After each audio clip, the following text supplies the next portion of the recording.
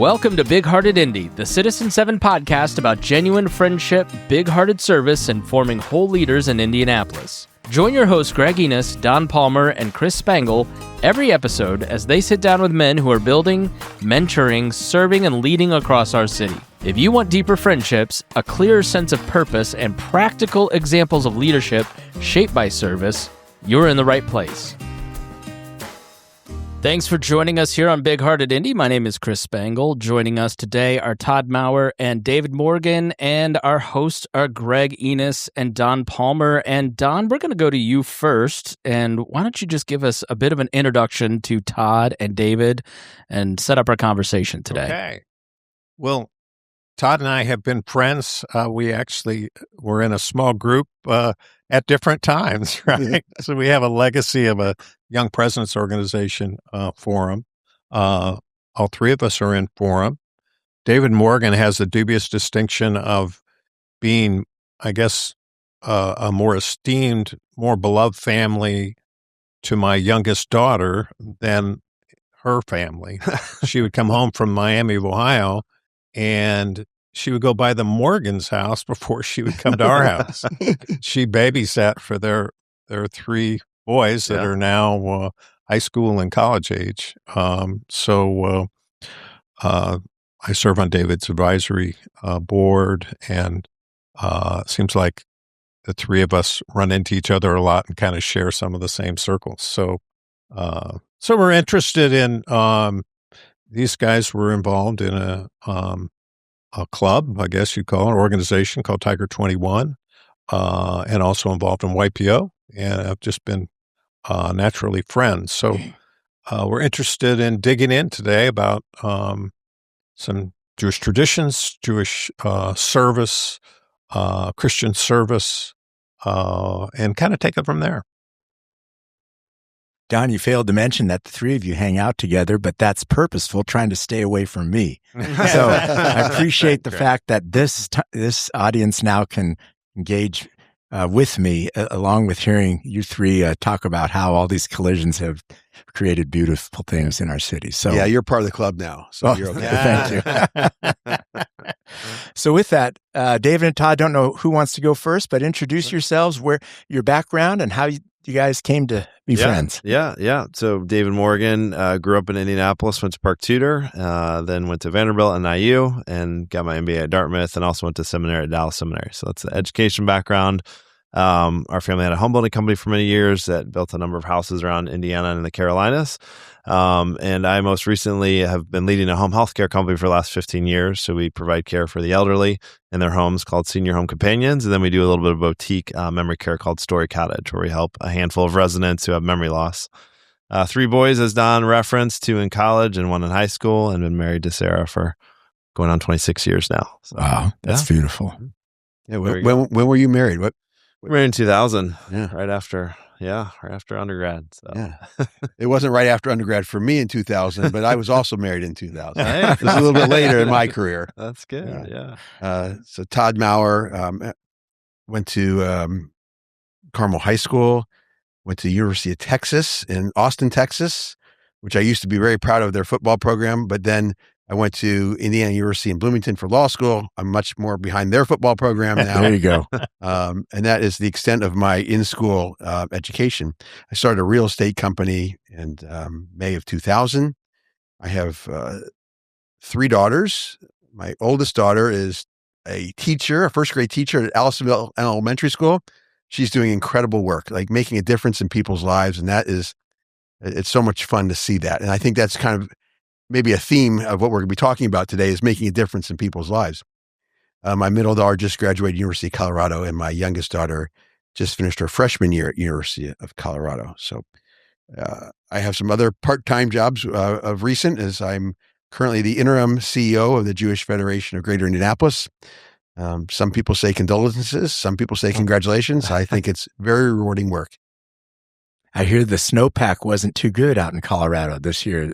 What's your experience there, Tom? Well, I think David and I can both tell you it was pretty much non-existent. Yes. If you had the fortunate time to be out there immediately after one of the three storms they got, you had a couple good days, but for whatever reason, was pretty warm this winter out west. But still, your daughters are hanging in there. And well, part of praying going to for University of Colorado is the ability to get to a mountain, but also part of it is to be at a university, a beautiful area. yes. And I think kids in college find a way to have fun, whether it's snowing or not. There you go. It's one of the coolest things about, there are a lot of cool things about Todd, but his girls are pretty exceptional. And we were at this big event with Jim Collins. He'd come and spoke at the Palladium. It was a packed out crowd. And his daughter got up and asked him a question and engaged with him and then asked him for an internship. It was That's great. in Yes, front she of all did. these people. So, That's so good. And Jim obviously had to say yes. Yeah, So he did. He There wanted was to. nowhere to hide. Well, and she just graduated college and she's looking for a job in Chicago in marketing or data analytics. Anyone out there has a job for her. That's a great story. Well, how about tell us a little bit about how you guys connected and what that has led to as far as your friendship? Yeah. So Todd and I think originally connected kind of through YPOs. Actually, before that, it was CP Morgan. We were looking for land stuff, and I had a couple breakfasts and lunches with Todd. It was a long time ago. Yeah, we had some land on the south side that we needed to get rid of, and I had no idea what to do with it.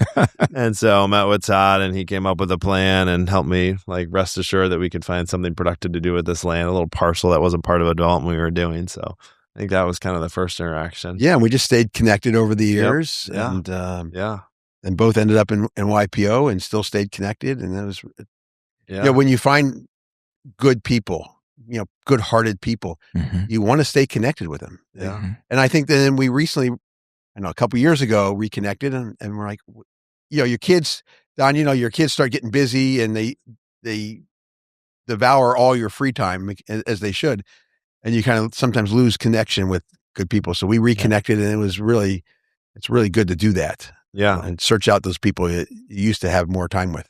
Yeah. I think what's awesome about Todd is, you meet with a lot of people, obviously just part of networking, connecting with different people. But I always come away after talking to Todd feeling like he genuinely cares about me. He really asks good questions and we're not just trying to get a deal done. He actually is accretive to life and has this broader perspective to him. And I think it shows in the way he spends his time too. He just is really wanting to foster relationships and connectivity. So. David, can you just follow me around everywhere I go? I can, Todd. That's really nice. Absolutely. We slipped him a Benjamin here. Yeah.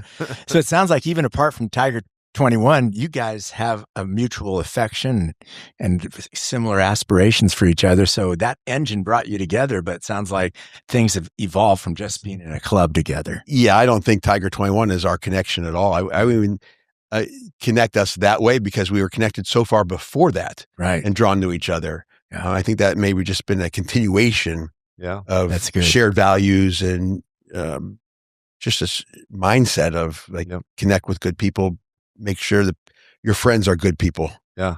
We had the blessing of helping Todd's grandma too with home care for many years. Yes. And so when his dad would call, our office would freak out in a good way. So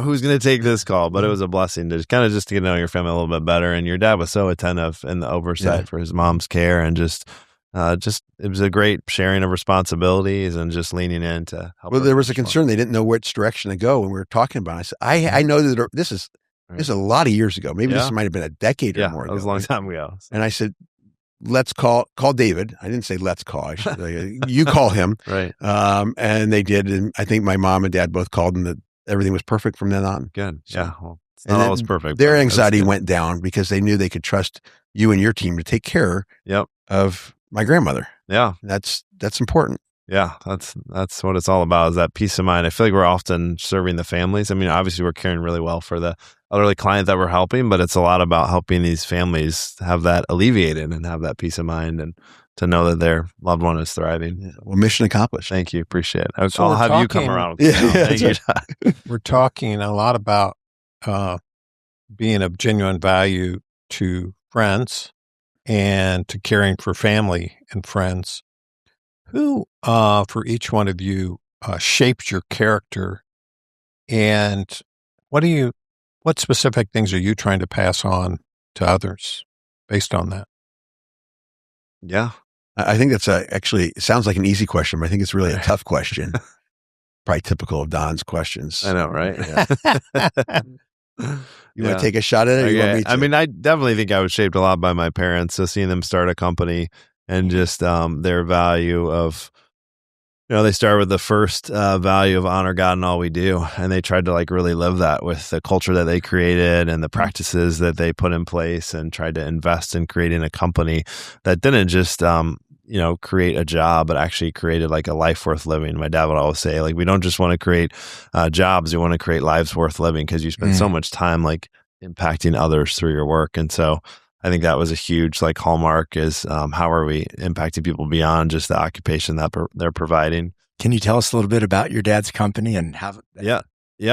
So I remember when I was a kid, they were laying out for the first project. They were laying out the colors on a dining room table. It was debating between hunter gold and burgundy, and hunter gold and or hunter green and gold, and then burgundy and gold. So it was a big debate on those two colors. And walking the first like farm with my dad as he tried to develop it. The first project was like 116th and Keystone, called the Maples of Carmel, which is like a little condo place now. But yeah, it was fun just to see dad kind of pour his heart and soul into it, and mom got involved and created a lot of the culture and vibrancy of the company. And then just to see them kind of scale a company from 2 employees to over 600 when they finished it, and we built about 26,000 houses in Indiana and the Carolinas, and all with just an incredible focus on giving back and impacting others. So it was my dad was always wanting to differentiate in a home building.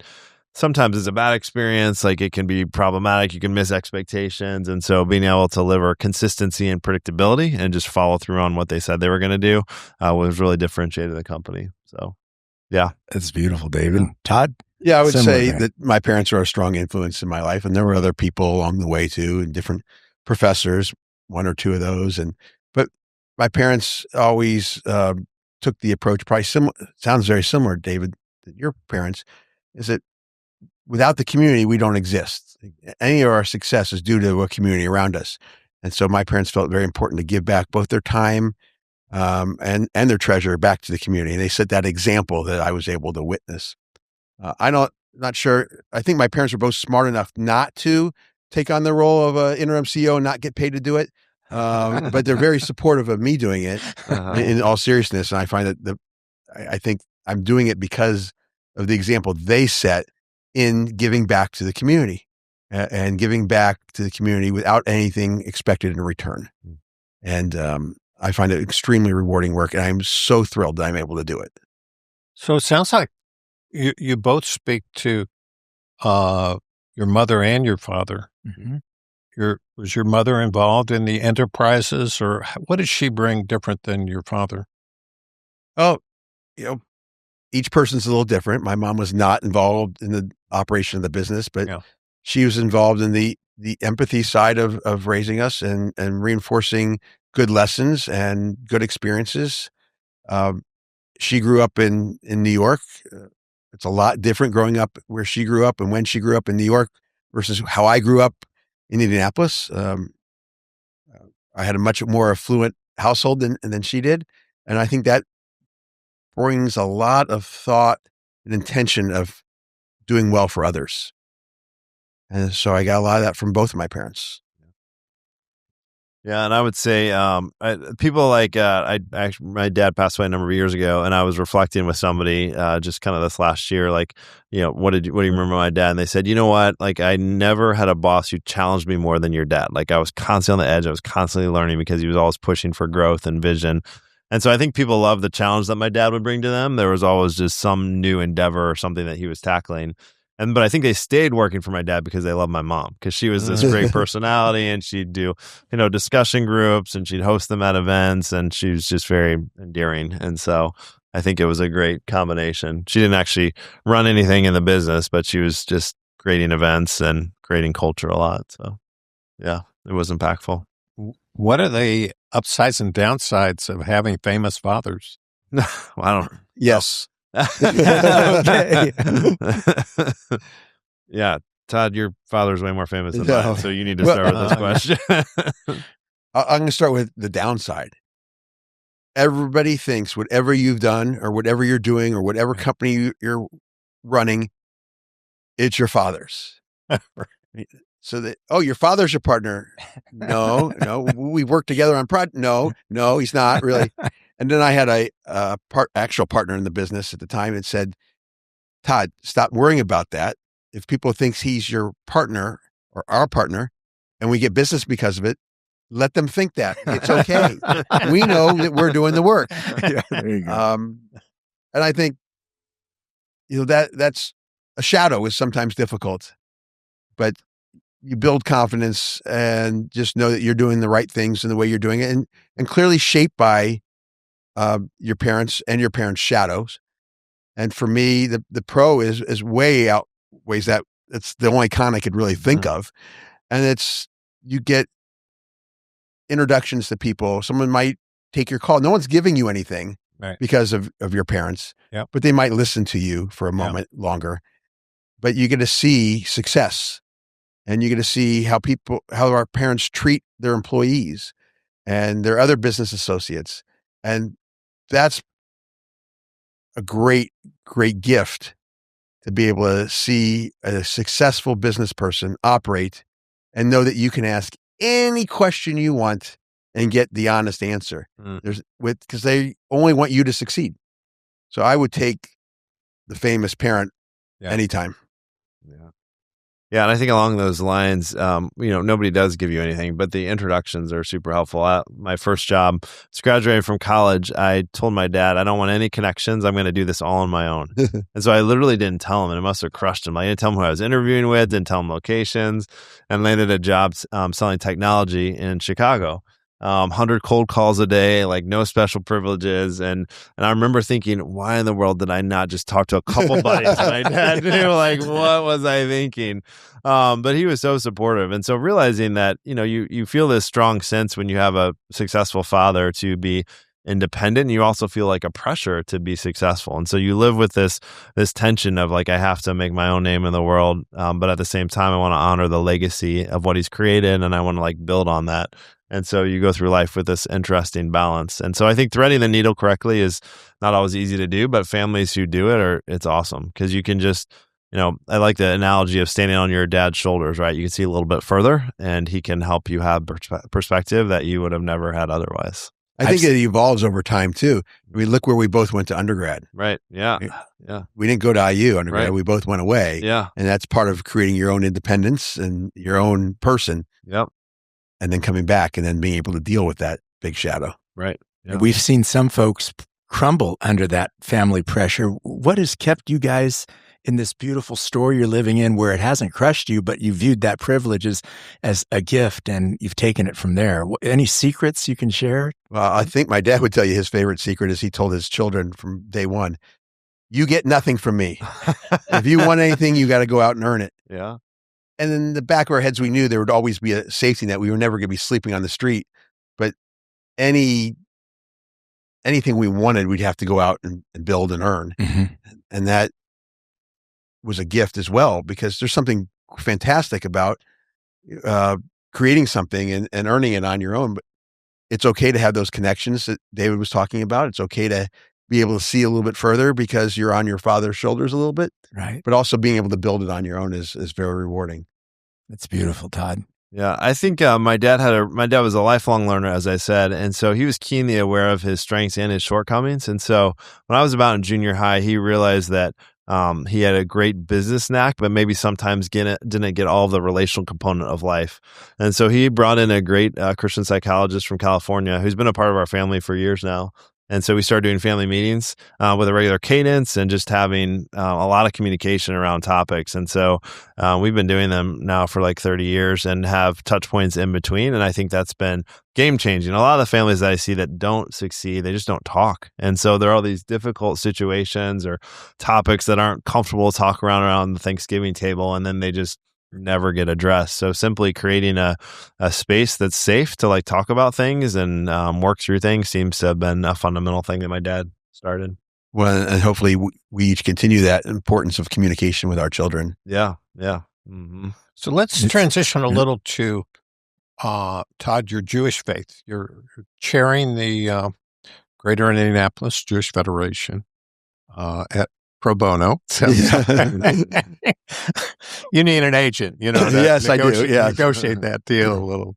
But tell us a little about how your Jewish faith affects your habits, rituals. I have a nephew that does Sabbat dinners every every Friday. But just tell us a little about how that affects the way you raise your kids and just what a regular week looks like for you.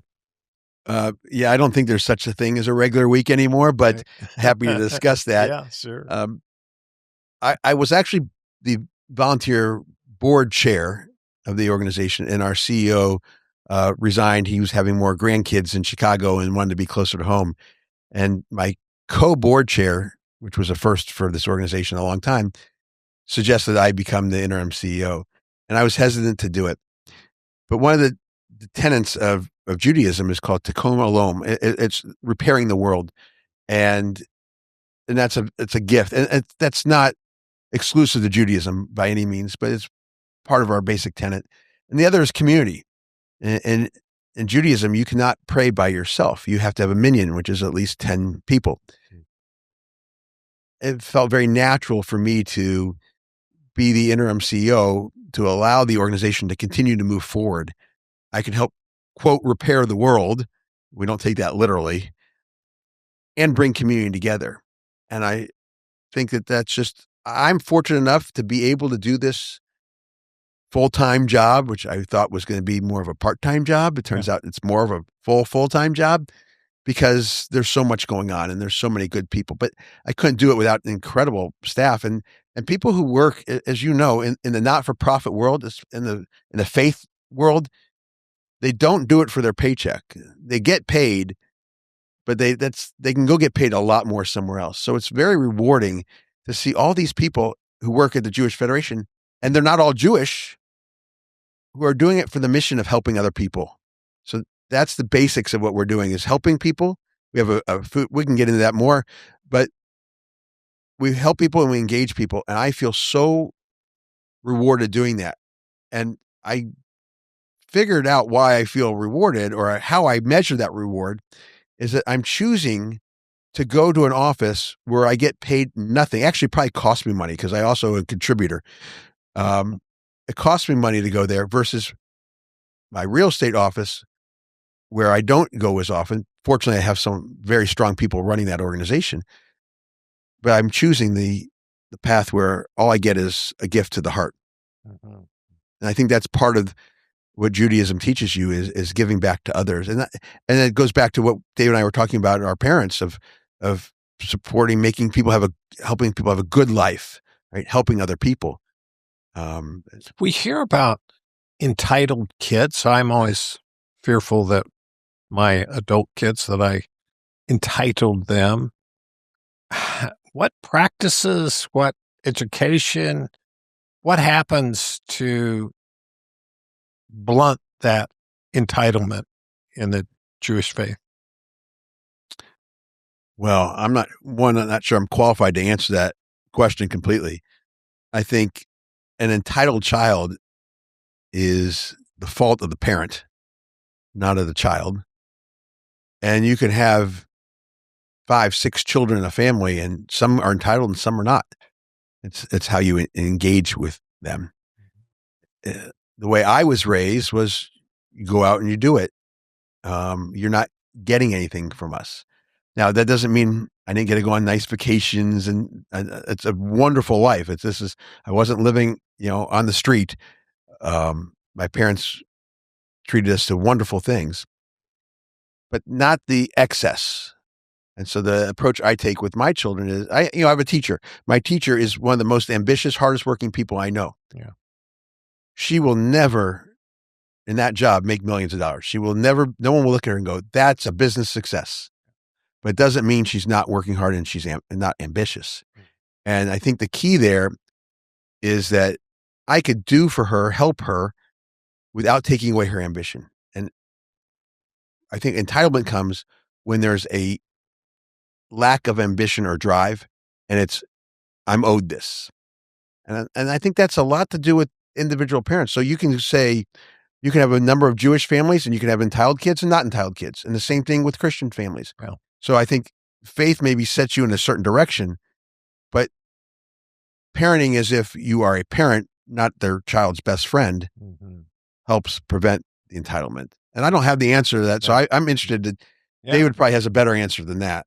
I don't know about that. I feel like Don, you answer that question. What is going on? But no, I think that one of the keys that it stems from certainly our faith is this idea of like serving others. And so even if it's not like in a formal way, it's just what's your kid's heart attitude when it comes to like service and helping people. And so we try to like instill that. I mean, obviously, we have a very present opportunity with the elderly in these story cottages. And so I'll take my kids there and they'll serve and do an activity and hang out. And after they have been there, they come away with this realization of, wow, like I can remember my name. I can remember what I just did. And not everybody in the world can do that. And so it's like a quick reorientation to like what matters in life and how you can keep perspective. And so I think service is so huge. And then I think the second thing is like sharing. So we try to like, invite their friends in. My family modeled this really well. We actually have one of my son's friends living with us for the whole summer. And so he is part of the family for the summer. And because I think that loosens your grip on things. If you share things, Don, you model this so well with like lemon retreats and everything else, just to invite others into your space. And then it becomes something that's, you're just stewarding instead of your thing that you're trying to hold on to too tightly. So As friends, what opportunities have there been for you to learn from each other around your faith? Yep. And what can that help our audience sort of think about how we build relationships between the Jewish community, the Christian community, and beyond? Any particulars there that you might share with us? Yeah, well, I think one of the things Todd does well is when I'm in business groups with him, he's pushing for this like intentionality and depth of sharing. Mm-hmm. And he does it by sharing pretty vulnerably himself too. And so he invites others into that conversation and it creates like a connectivity. A lot of times after we'll be at a meeting, there's this follow-up that happens with something that resonated with one guy or another person there. And so there's this sense of like kind of the shared experience and it crosses like, it can be difficult things that someone's facing and it crosses any faith lines and we're all just seeking God's help in that situation. And so it's been cool to see his leadership in facilitating connectivity. Thank you. I agree with David that our faith,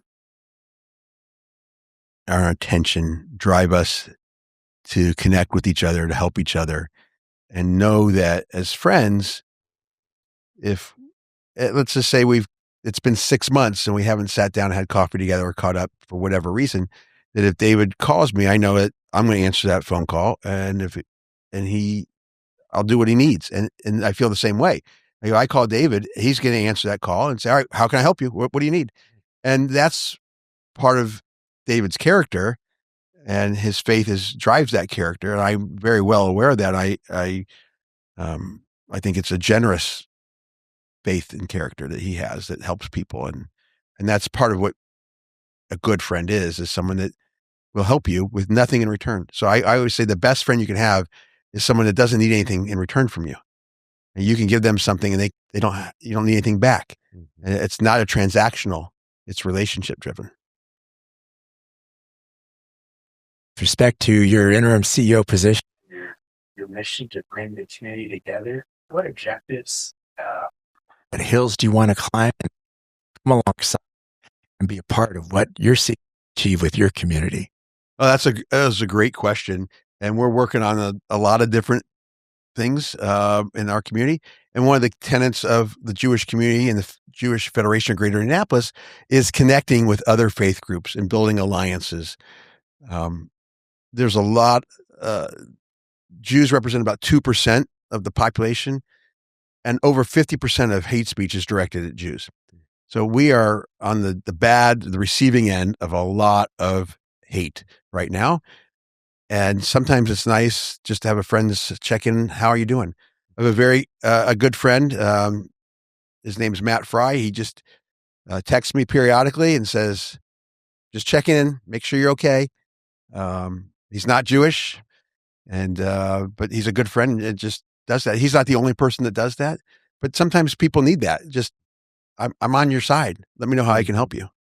And I think that's important. There's a lot going on in this world that's very complex. And I would ask people to take the time to understand the complexities, not just compare something simple. The Middle East conflict is the most complex conflict of our time. We cannot compare it to segregation in South Africa, to racism in America. It's way different and way more complex than that. And so I'd ask that people just listen and take the time to understand the complexities of an issue. And for that matter, on every other issue facing our country right now, like they're not simple issues. They don't fit in a quick meme or TikTok. So in a perfect world, let's say that we had greater understanding or people took the time. What would that look like? What kind of community forum? Would that be bourbon and cigars? Would that be, and what would be two questions that would be thrown on the table to say, wow, I sure didn't know that. Yeah, let me maybe back up to answer that question, Don. Yeah. My 3 daughters went to Brebeuf. My 3 Jewish daughters went to Brebeuf Jesuit school, and they learned a lot about Catholicism and other religions as well. And I posit that it's hard to hate other people when you learn about their faith, because the crossover is 99.9%. Yeah. In our lessons, our morals, the way we live our lives, it's so similar. And so learning about each other is one, but how can you do that? And sometimes it's as simple as having a podcast or having a drink together. The Jewish Federation is bringing in a speaker on September 1st, which is open to the general community. I'm happy to bring anyone who would like to go. They're bringing in Rachel Goldberg-Polin. That might not mean a lot to you, but Rachel and her husband, Jonathan, originally from Chicago, moved to Israel with their son, Hirsch Goldberg-Polin. Hirsch was at a music festival on October 7th and was abducted. He was tortured. His arm was cut off. He made videos that were sent to his parents where he was told that he was coming home, and he came home in a body bag. And so his parents were mentally tortured. He was physically tortured and killed. And Rachel and her husband, Jonathan, are going to speak in Indianapolis on September 1st. And it's open to the greater community. To understand a parent's perspective on what they went through puts the conflict in a whole different parameter, like a whole different perspective. To understand it from a parent's perspective, we're all parents, or most of us are fortunate enough to be parents. And to see it that way is a different understanding. So I'd say, it's going to be hard. It's a very difficult situation to hear about. Experience that. Like, allow some vulnerability in your own life and some pain in your own life to understand somebody else. Well, we'd love to publicize that. This is the first I've heard of it. That's beautiful. And we'll make sure it gets in the show notes and beyond. Yeah, I have a flyer. I'll send it to you. Yeah, please. David, any response to that? So I think one of the great kind of cross-functional ways is, I think about, we're involved Traders Point, and they have a men's night, which is amazing. And they bring climbing walls, and they brought a guy who tamed a horse last year, a wild stallion. And so I think, like, we're all struggling. I mean, it was amazing to me to see just a packed out auditorium of guys who want to be better fathers. They want to be better leaders. They want to be more consistent in their own faith life. And a lot of people weren't from Traders Point. They just heard about this cool men's night and wanted more community with other guys, and they showed up at this awesome event. And so I think, there are so many common themes that we're all trying to do together with a great heart orientation, so we can align on those topics. Is that the Traders Point Church up in Whitestown? Yeah. So that's another way Dave and I are now connected, because that Traders Point Church is on property that was owned by my grandfather and great uncle. Oh, I didn't realize that. Yeah, that's amazing. Rex Incorporated. That's right. I ride my bike all the time past the wrecks, and I was always thinking, man, how beautiful this is for this place.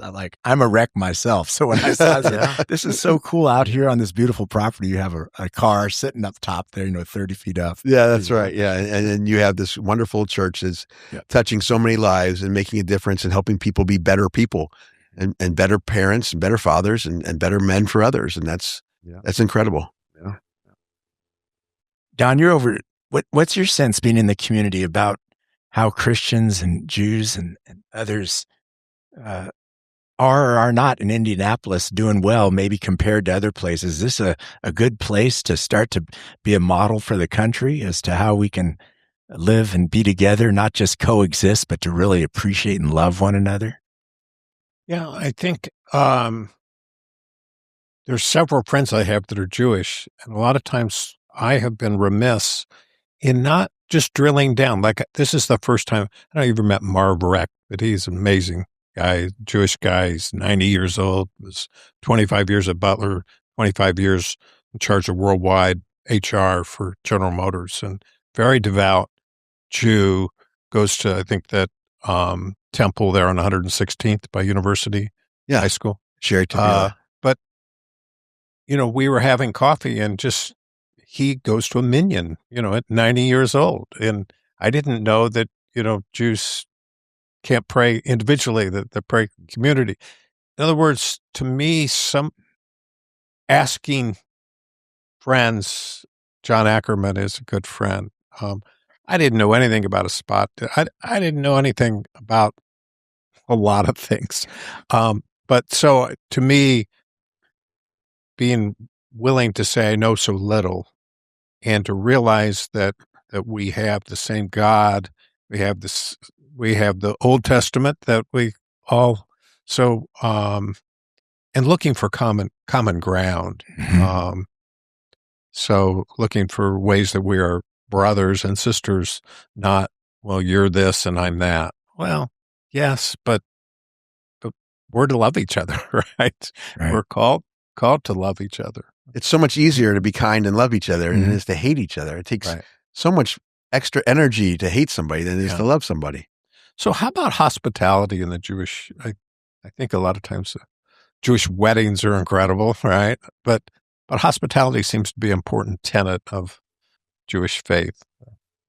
Yeah, there's a variety of different Jewish foods, and the joke is that we have the right, and then we eat.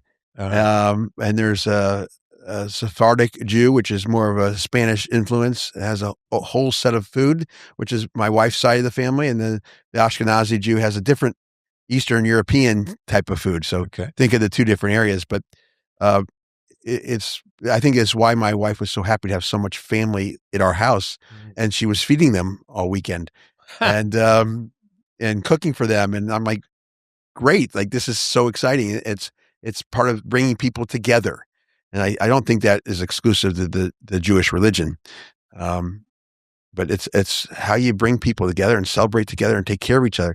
When someone dies in the Jewish faith, we quickly have a funeral for them. It's normally within a day or two, because that's when the mourning process can start. But immediately following that funeral and that burial is a Shiva period, and that's the period of mourning. And what happens? You have your funeral at noon, and by 2:30 you're back at your home, and your loved one's been buried. Well, people start showing up, and and they just keep flowing for days to comfort you. And so there's that immediate time after the passing of a loved one. There are people there coming to visit. And part of that comforting is the bereaved comforting their friends and family coming over too. So it's that shared time, but the hospitality is not by the family of the deceased. It's by all the friends and family who have arranged for all the food so that the mourning family doesn't have to worry about eating. The food's just there.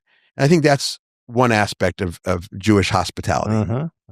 Did you call it? Is it called sitting Shiva? I don't know. Yeah, you sit Shiva. Yeah, that's right. It's an amazing concept. I really like Brene Brown's work on like empathy versus sympathy. And one of the things she says is like, you don't want somebody just to like say like, I can relate to you or how's it going. You want somebody just to sit down with you and not make it better, but just like be with you, like walk through the journey together. So that's right.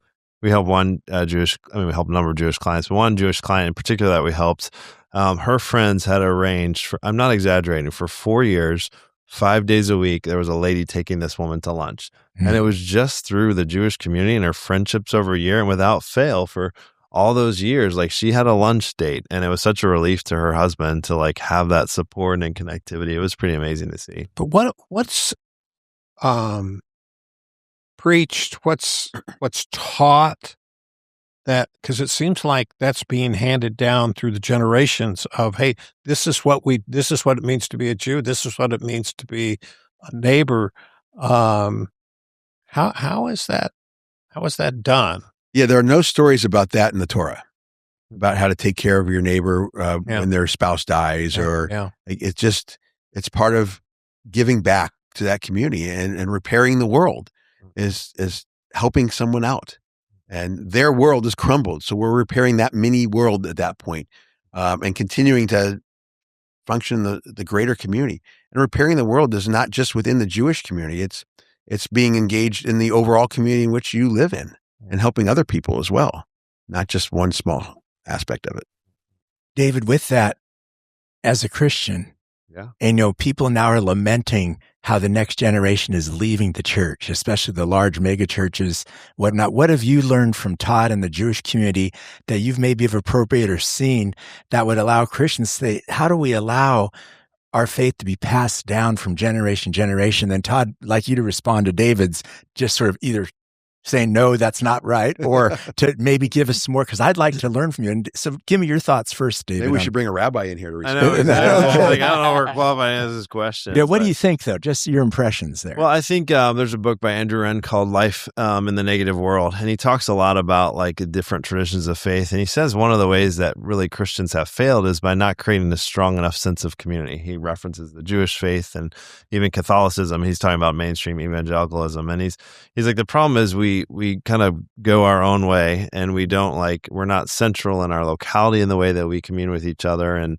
so that's really one of the big things about Trader's Point is, we try to set up a location that's less than a 10-minute drive for everybody in Indianapolis so that you can worship with people that you're actually going to see at the grocery store and you'll see when you take a run. And so creating this like connectivity, which I think the Jewish faith does well too. It's often people who are kind of close to you in a concentric circle.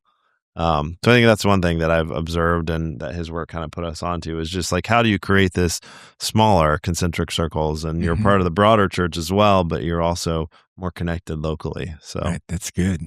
Yeah, I think maybe I put an addendum on the original question is that I think it's not just churches that are losing young members or not gaining young members, more appropriately put, synagogues as well. I think there was a study out somewhere in the early 2000s about the decrease in membership of organized religion. And I don't think that means that people don't care about their religion. I think they want to engage in it differently. And as in my role at the Jewish Federation of Greater Indianapolis, I'm finding that being a member of the synagogue is just one way to engage. My grandparents in their generation, that was their primary way of engagement. My children's primary way of engagement is not just joining a synagogue. While they come to synagogue with us, it's getting their hands dirty and helping other people, like physically doing something. And United Way saw this develop over the last 20 or 30 years too. There was a generation that was happy to write a check and say, all right, I've contributed.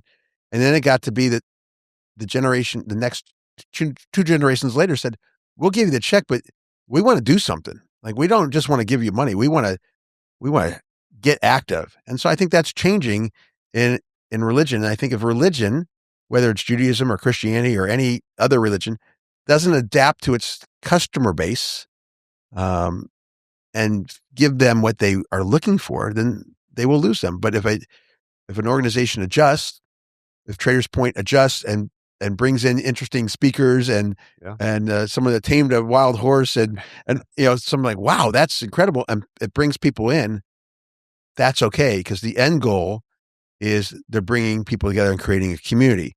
How they get there has to be different based on each generation. So say more about engaging differently. What other ideas do you have to do that, to attract more members, to retain your youth? Yeah.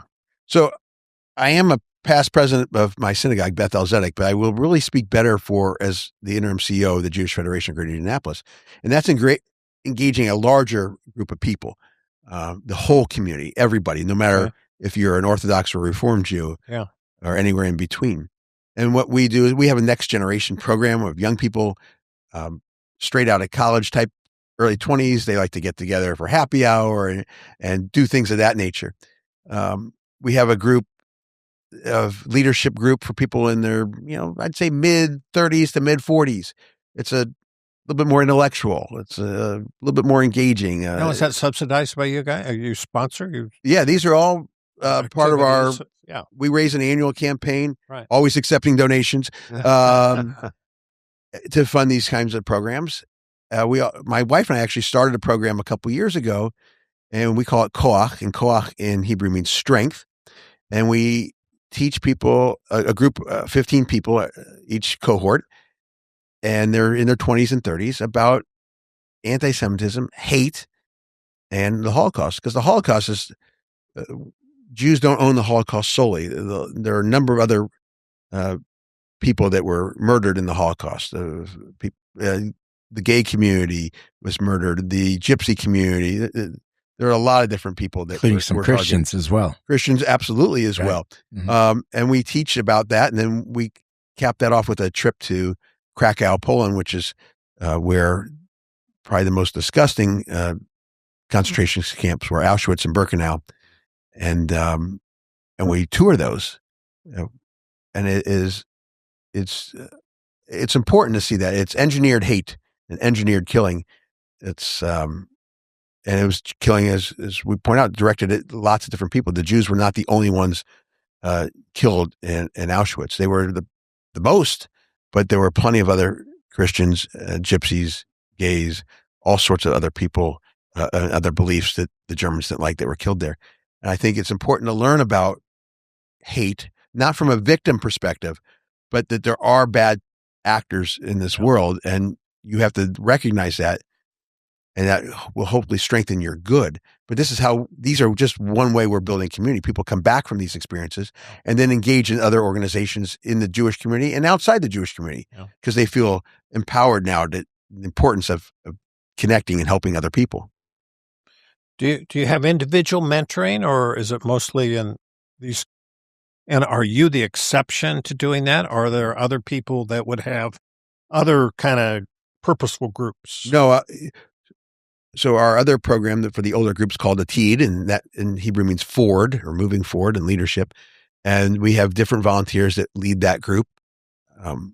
Each cohort, now have done 6 cohorts of that in the last 12 or 14 years. And because it's an 18-month long program, there are a lot of different people. One person cannot by themselves make the difference, right? It takes there's a lot of wonderful volunteers in our Jewish community who are doing a lot of great things in the Jewish community and volunteering in a lot of other places, at the zoo, at the Children's Museum, at Christamore. Like, it doesn't have to be Jewish to be a good place to volunteer.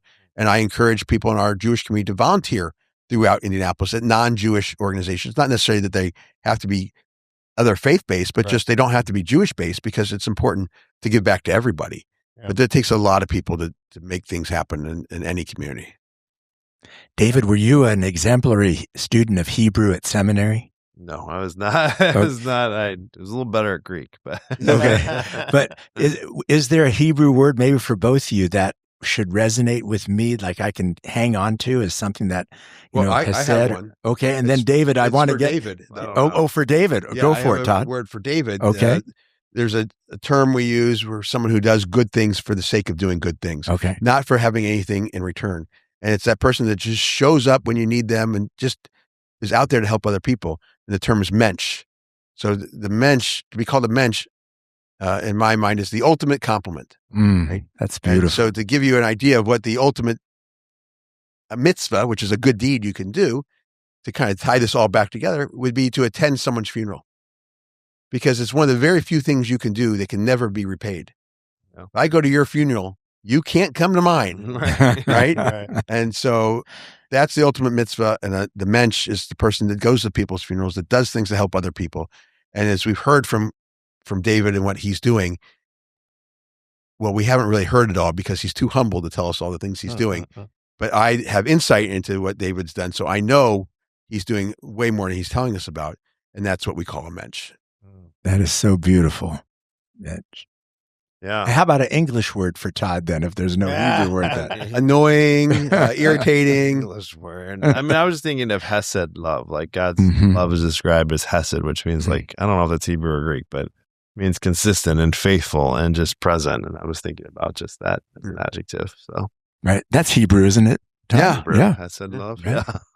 Yeah. You tell me how to come up with a Hebrew word. There it is, Greg. No, I love it. I love both those. Well, so I think I could be wrong, but I think of many of my Jewish friends, and when one of them is unemployed, it seems as if the Jewish community comes along, and it seems as if great employment. Or is that something that's unspoken? Is that part of the repairing the, or maybe I'm No, a misnomer. I mean, I think there will be people in the community that will go out of their way to help other people and help them find a job. I don't know if that's universal, but I will tell you that as part of our federation, we have an organization called Jewish Family Services. It's a food pantry and counseling services and many other aspects. And it's located on Hoover Road, but it's open to everybody. So if you walk in and you say, I am a devout Muslim, I need food. Let's say, come on over here. What do you need? How can we help you? So does not matter what your religion is. This organization will help you if you need help. And it's fully funded. I would say fully is a little bit of an extreme word, but 99% funded by the Jewish community in our annual campaign, but it helps everybody. And I think that's important. I think you can't be a functioning person and not be willing to help anyone that needs help. I think you have to help everyone who needs help if you have that ability and that opportunity. And Todd, your family's been here for many generations. Is Indianapolis a place where the Jewish community can flourish and continues to flourish? And we should welcome others to say, Indy's a place where me and my family and my community can grow and flourish. Well, I don't think the Indianapolis Jewish community will ever rival the size of New York or Chicago or LA. It's a smaller Jewish community, but it's a place where we are seeing people come to Indianapolis for new jobs and become engaged in the Jewish community, people we've never heard of because they didn't grow up here, and they love their experience. As a matter of fact, I just recently made a hire at the Federation of a young lady who lives in South Florida and had volunteered and done some marketing work for the Indianapolis 500 for a couple years and was looking for a job. And she wanted to move to Indianapolis to be part of the Jewish community and work there. And her mother said, well, you can only come if you have a job first. I'm not letting you move to Indianapolis without a job. So Indianapolis is still attracting people, and maybe our Jewish community helps people find a place to be a community. Right on. More about the work that you do every day. Yeah. You have the food pantry, but what are some of the other services that the Federation does locally? We have a Jewish community center, which has been in this location on Hoover Road for almost 75 years. 80% of its membership is not Jewish, which is a testament to what an organization does when they serve a neighborhood or a community. The community is open to everybody. Great water aerobics classes, I hear from our client. Class. You can't miss them. Good social times. Connecting to David's organization and David's work, we have Hooverwood, which is a senior living facility, a live-in facility, and people will go there for rehab and then maybe go back home and hire David's team to help take care of them when they move back into their home, or to assist them while they're at the home. And they do those water aerobics classes. So your clients are doing that, and that's important for the community. We have a wonderful CEO that runs that JCC. We also have a Hebrew day school. I mentioned the senior living program and Jewish Family Services. We have a great team of executives who don't report to me, but we work together to better the whole community. And that's just part of my job as the CEO is to look at strategy, how I can help more people. Right? So everyone says, someone used to say that the Jewish Federation is like the Jewish United Way. They raise money and hand it out. I said, that's not what we do anymore. That's someone who used to say that was me. But now I'm in this role, and I know we don't do that. We help people and we engage people. We raise more money so we can help more people, engage more people. And I think that's the proper way to look at the Jewish community, the Federation, and many other organizations in our town that are doing great work. I would say, I'm sure David's involved, or Don, you're involved in organizations in the Christian world that do similar things, that just want to help more people. And so they will fundraise from their friends or from their community so they can impact more lives.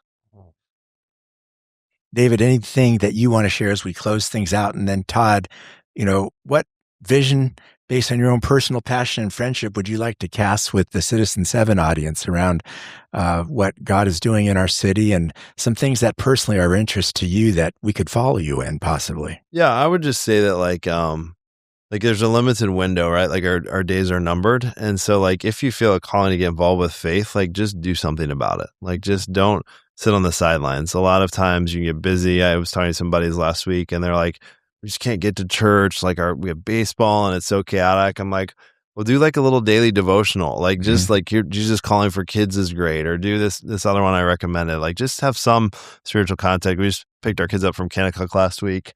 And he said, look, there are two things that you can do to really invest in your family and the community. Number one is to love your spouse really well. And number two, just have a spiritual touch point of some kind every day with your kids, whether it's a prayer or a thought or something. I thought those were pretty powerful. Love your spouse well and just have a spiritual touch point daily.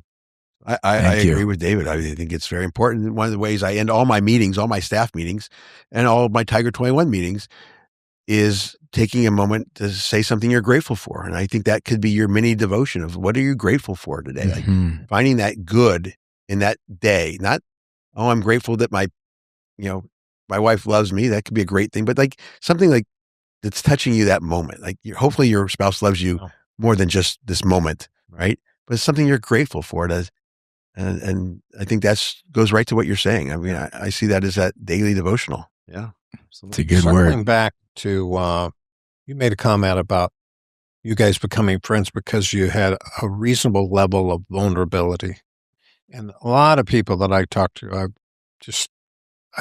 coffees and lunches, and a lot of people are telling me that they just don't have that many friends. Just, they've got plenty of acquaintances, golf buddy, but in terms of folk, what hints or what tips would you give somebody if they wanted to be more authentic or vulnerable with their current folk or whatever? How a lot of people don't have forum experience, don't have some of the things. What would you share with them? Some tips to be more authentic or vulnerable? Yeah, I would say a couple of things. One is it's often helpful to get people's mindset in the right perspective before you get together. And so, Don, we were just talking about like shooting out like a thought or a question in advance of it, because you can help people, especially who aren't used to it, like go a little bit deeper if they have some time to like think about it. Okay. And so just being intentional on that. Yeah, that's a great idea. And just being genuine. Don't try to impress other people. True friends don't care what watch you're wearing, what brand of shoes you're wearing, what car you're driving. They don't care about any of that. They care about what kind of person you are. And so just try to be genuinely you. Don't try to create this persona. Don't create an Instagram persona to get real friends. Real friends don't care about that stuff. There you go. It was interesting. They were having a bonfire. Some of the Citizen 7 guys were having bonfires.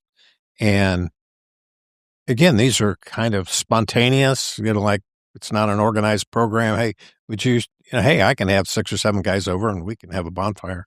But they asked 2 questions. They said, what's been going really well for you? And what's something heavy that you're carrying? And they said, it was just unbelievable. The good, but also some pretty tough stuff. Yeah. And I think that there are times where someone needs to ask, hey, what's a high point and a low point? Or what's been going right? What hasn't? Yeah. Well, it's like when you pass somebody who you know and you say, how you doing? And you don't really listen to that response. You just say, oh, they must be doing well. And they say, yeah, I'm okay. You should, at that point, stop, turn around, and go, whoa. Yeah. Right. Okay? What's that mean? Yeah. Right? And that's what I think what you're saying there is like picking up, just being sensitive to paying attention, the nonverbal. Or yes.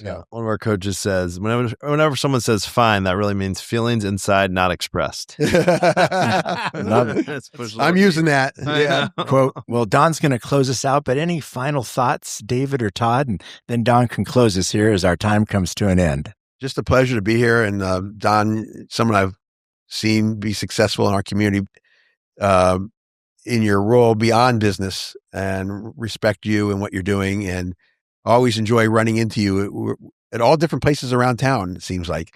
Yeah. So very fortunate to run into you and most recently and have the opportunity to sit here and chat with you. So thank you. Yeah, I think both. Todd and I are fellow wrestlers. I think that bond. If you couldn't tell from our builds, they weren't asking us to be the center on the basketball team. That's right. That's great. Yeah, well, just love the inspiration you guys provide for so many people, the way that you give back. And at a time in life when a lot of people are living pretty indulgent lives, you guys are choosing to keep investing in the community, investing in younger guys' lives. So thank you for that model you're providing. Yeah. I think that idea of trying to work on your heart, I find I can have a hardened heart pretty easy. It's all about me, and I can talk about various things, but I'm grateful for you guys. I'm grateful that as I look at the next generation of leadership, that you two are in a small circle of folk that are really making a difference and influencing the next generation. So that encouraged me. I loved hearing about what the Jewish Federation's doing. Love to hear your heart for your faith, not only for your faith, but for the community as a whole. And what I think that people don't realize, the Jewish friends that I know, that they're some of the most gracious and most generous people I know. And they're very, very accepting, very unconditionally. And I could learn a lot from that. So thank you both, and thank you all for listening. Thank you for joining us here on Big Hearted Indy, part of the Citizen 7, a growing amount of podcasts and all kinds of different things that you can find on our YouTube channel, like events. Maybe you missed an event. Some of those are up on the YouTube channel.